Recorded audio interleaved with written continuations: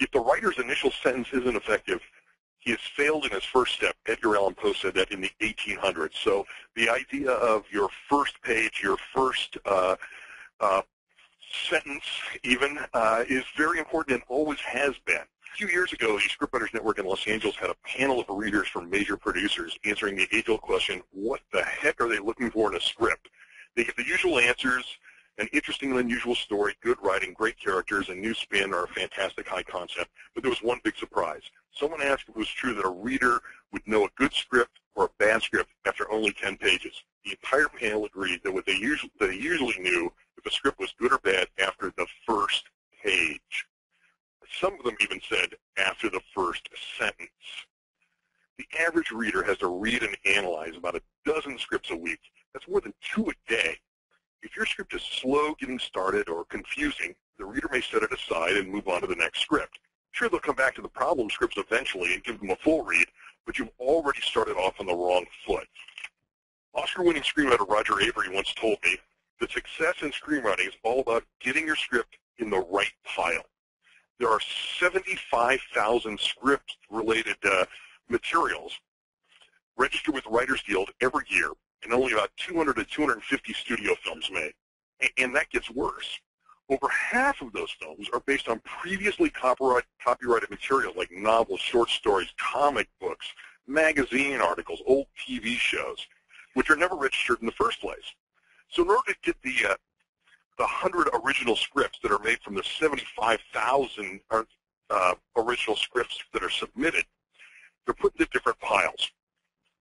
At the top of the heap, Warner Brothers President of Production separates a handful of great scripts into the pile the studio is actually going to produce this year and the other pile. A step below the President of Production are all the producers on the Warner's lot who separated their scripts into piles great enough to take to the President of the Production and the rest. We go all the way down to the bottom of the process. We get to the reader, the studio reader. They have a stack of scripts, and they have to separate those into the pile that they want to read and the pile that they have to read. Readers often get paid about $50 a script to read and write coverage, synopsis, and information on a handful of scripts every day. I know readers who read 10 scripts over the weekend. That's 5 scripts a day. If you've got 5 scripts to read today, you're going to do a little triage and find the scripts that look like they're going to be easier to read and those that look like they're going to be a chore, and you're going to make 2 piles. You want to be in the easy-to-read pile. You want to be in that pile that the reader can't wait to read.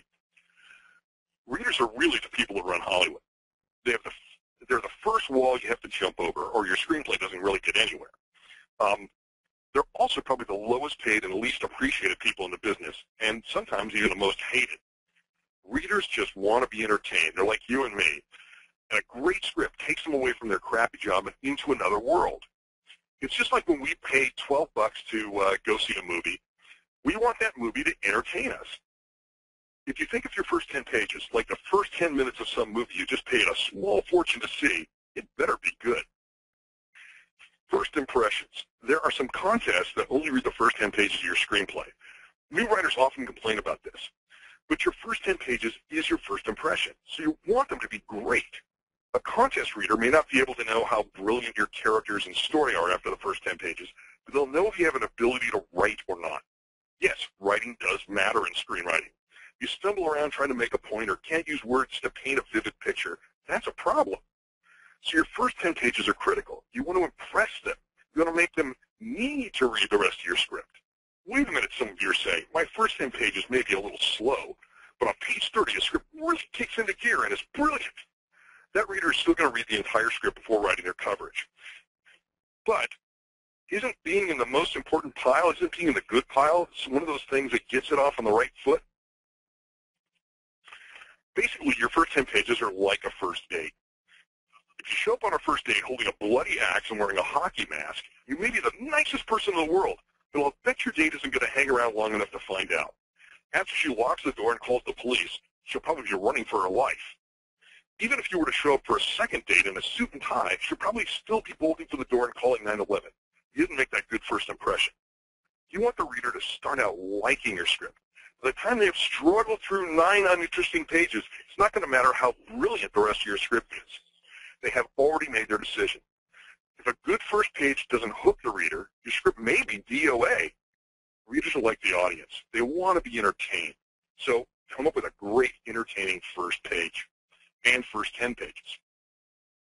I mentioned first words here. I always make sure the first sentence and even the first word in my screenplays makes an impact. I've got a script called Altitude that got me a meeting at a big meeting at Warner Brothers. And the opening word in that script is slap, as the protagonist is slapped by the woman he loves, and then his whole relationship goes to hell. Donald E. Westlake is one of my favorite novelists, and his books written as Richard Stark always have great first sentences. My favorite is, when the phone rang, Parker was in the garage killing a man. Now, some of you are probably thinking that the good old days of movies, when they had time to build character, time to set the stage for the story, today's films are fast food for people with attention deficit syndrome. Is this the MTV's fault? Because films maybe are disposable now? Or is it studio pressure, conformity, commerce instead of art? Who makes these rules? Why can't movies take their time to set the scene, like in those good old days? So let's look at the good old days. Casablanca begins with the police rounding up the usual suspects 30 seconds into the film and shooting a guy dead at 1 minute and 30 seconds because he has expired papers. That's not exactly a slow start. That also sets up the entire film because the entire film is going to be about those letters of transit. So the papers and the importance of having good papers is really what the movie's about. Vertigo opens up with a great rooftop chase in progress. The great thing about the Vertigo rooftop chase is it starts out with Jimmy Stewart. He's climbing a ladder, chasing after a bad guy, jumps from roof to roof. He gets on a roof, starts to slide down, loses his grip, and as he's hanging on to the edge of a gutter for his life, another policeman comes over to help him up. The policeman loses balance, falls off the roof, and dies, and that's what kicks off Jimmy Stewart's Vertigo and what kicks off the story. That's an action opening in a film made in the 50s. Citizen Kane, the very first moment of that film is Kane lying on his deathbed saying the mystery word rosebud. The whole rest of the movie is, what does rosebud mean? The Wizard of Oz opens up with Dorothy and Toto on the run from Miss Gulch, who has a court order to have Toto destroyed.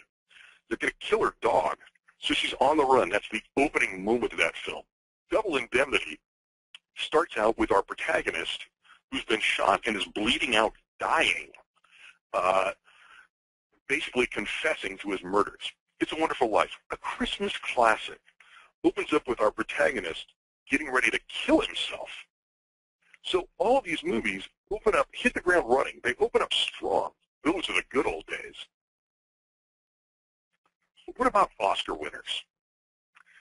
American Beauty opens up with a grainy videotape of Thora Birch talking to her boyfriend into killing her dad. You want me to kill him? From that point on, Spacey narrates, "This is my life. In less than a year, I'll be dead." That's the opening minute of the film. The script itself opens a little differently. It opens up with a trial with Thora Birch on trial for murdering her father. But again, it hits the ground running. It starts out fast. One of my favorite movies of all time is Godfather Part 2, and when I do a 2-day class, I show the first 10 minutes of Godfather Part 2. This is Oscar winner for Best Picture. The movie opens up with a somber Italian funeral that's disrupted by gunfire, a sniper, and turns into a huge shootout. Everyone's running, scrambling for their lives. The pageantry of the funeral suddenly turns into violence. Now, once everybody starts running for their life, the next thing that happens is Vito's mother takes young Vito, who's like maybe, 5 years old or whatever, to the dawn and says, "Please spare my son. He's slow, not very bright, and he's never going to come after you for revenge." And the Godfather then takes a shotgun, blows Vito's mother away in front of his eyes. Vito takes off running. The Godfather says, "Find him and kill him." They're going to kill a little boy. Vito goes running for his life, and then we go to the village at night as the Godfather's men are searching the village for young Vito. They smuggle Vito out. They put him in the back of a cart. They take the cart to the docks where they put him on a boat, smuggle him onto a boat, and then the boat goes to New York. There's a great, amazing shot as the boat pulls in, the ship pulls into New York passing the Statue of Liberty, and that always brings tears to my eyes. And from there, Vito goes into the Ellis Island complex, where at Ellis Island, they give him a new name because the guy behind the counter can't pronounce his old name. And from that point on, Vito goes into quarantine, and that's the first 10 minutes of the movie. We have all this great stuff. We have all the things that are the themes that are going to come through the rest of the movie. We have both family, we have violence, and we sort of the pageantry of, the big religious and pageantry of their lives. Sunset Boulevard, another Oscar winner, opens up with our protagonist dead floating in a swimming pool as a paparazzi snaps photographs. Midnight Cowboy has a great opening. It opens up with in a diner where everyone's going, all the employees are going, "Where's Joe Buck? Where's Joe Buck?" He's late for work. Cut to Joe Buck packing, putting on his best cowboy hat, and then getting on going to quit his job, getting on a Greyhound bus, and driving away from there. Platoon has a great opening minute. It opens up with Charlie Sheen, with all these people, the new recruits, basically getting off an airplane in Vietnam. Charlie Sheen behind everybody, and as they all get to the ground, everyone in front of Charlie Sheen is looking terrible. When we finally get to Charlie Sheen, he gets to see what they're all seeing. As they get off the plane, there's a stack of body bags waiting to be put back on the plane.